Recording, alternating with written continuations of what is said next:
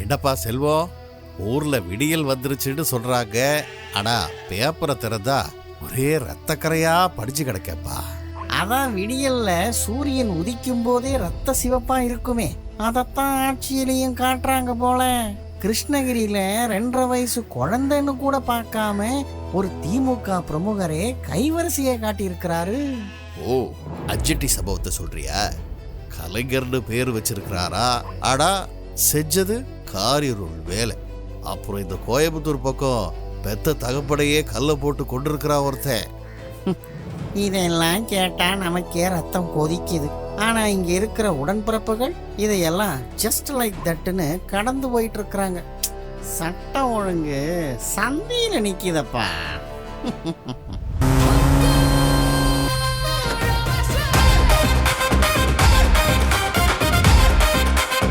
நிறுத்துங்கடா உங்க நக்கல. இது நகைச்சுவை பண்ற நேரமா? தமிழகமே ஒரு சுடுகாடா மாறிட்டு இருக்கு. நீங்க என்னடானா டீ குடிச்சிட்டு ஜோக் அடிச்சிட்டு இருக்கீங்க. ஐயோ ஹல்க் சார், நாங்க சும்மா ஒரு பேச்சுக்கு கூட இது சிரிப்பு வர வேண்டிய விஷயம் இல்ல. 2026 முதல் 2 மாசத்துல இத்தனை கொடூரங்களா?